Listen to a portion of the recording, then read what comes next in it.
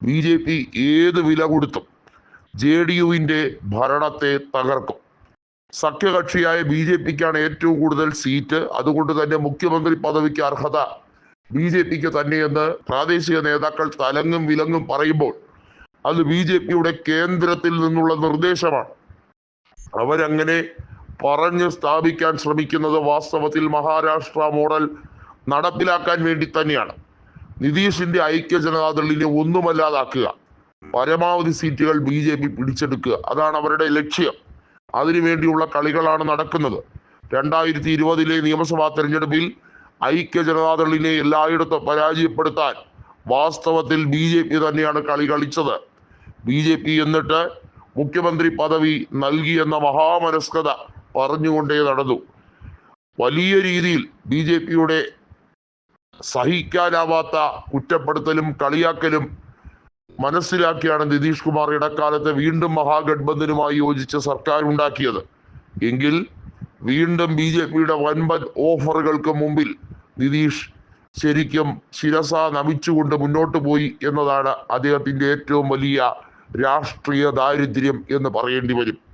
ഇപ്പോഴിതാ സ്ത്രീകളുമായി ബന്ധപ്പെട്ട വിഷയത്തിൽ അദ്ദേഹം പറയുന്നു, തൻ്റെ ഭരണ മികവ് കൊണ്ടാണ് ഇപ്പോൾ സ്ത്രീകൾ ഏറ്റവും മനോഹരമായി വസ്ത്രധാരണം ഉൾപ്പെടെ ചെയ്യുന്നത് എന്ന രീതിയിലൊക്കെ തട്ടിവിടുമ്പോൾ ബീഹാറിലെ പ്രതിപക്ഷ നേതാവായ തേജസ്വി യാദവ് രംഗത്ത് വന്നുകൊണ്ട് പറയുന്നു, നിങ്ങളുടെ ഈ അധികാര കൊതി ഞങ്ങൾ അവസാനിപ്പിക്കും. ഞങ്ങൾ കൃത്യമായി നിങ്ങൾക്ക് ഓഫർ തന്നതാണ്. നിങ്ങൾക്ക് വാതായനങ്ങൾ തുറന്നിട്ടപ്പോൾ നിങ്ങൾ തന്നെ അത് കൊട്ടിയടച്ചു. ഇനി ഒരു സംസാരവുമില്ല, ചർച്ചയുമില്ല. കേവല ഭൂരിപക്ഷം നേടിയെടുക്കാൻ RJDക്ക് ബീഹാറിൽ നിന്ന് കഴിയും. ഒറ്റയ്ക്ക് കേവല ഭൂരിപക്ഷം എന്നതാണ് ഞങ്ങളുടെ ലക്ഷ്യം. ഞങ്ങളോടൊപ്പം കോൺഗ്രസും അതുപോലെ തന്നെ ഇടത് കക്ഷികളും ശക്തമായി തന്നെ നിലനിൽക്കുന്നു. നിതീഷിന്റെ ആർത്തിയാണ് ഐക്യ ജനതാദളിനെ തീർക്കാൻ പോകുന്നത്. JDUവിന് അധിക ആയുസില്ല. അതിലെ നേതാക്കൾ പ്രാദേശിക തലത്തിൽ RJDയുമായി സഹകരിച്ച് അവരിലേക്ക് ലയിക്കാൻ ശ്രമിക്കുന്നു. ശരത് യാദവിനെ നിങ്ങൾ എങ്ങനെയാണ് ഉപേക്ഷിച്ചതെന്ന് എല്ലാവർക്കും അറിയാം. അദ്ദേഹത്തിന്റെ അന്ത്യനാളുകളിൽ RJDയുമായി എല്ലാ തരത്തിലും സഹകരിച്ചുകൊണ്ട് വീണ്ടും കെട്ടിപ്പടുക്കാൻ വേണ്ടിയുള്ള ശ്രമമായിരുന്നു. അവിടെ ജനതാദൾ പാർട്ടിയുടെയും വലിയ രീതിയിലുള്ള ഒരു മുന്നേറ്റവും നടന്നതിന് കാരണം ജയപ്രകാശ് നാരായണന്റെ ശക്തമായ ദീർഘവീക്ഷണമായിരുന്നു.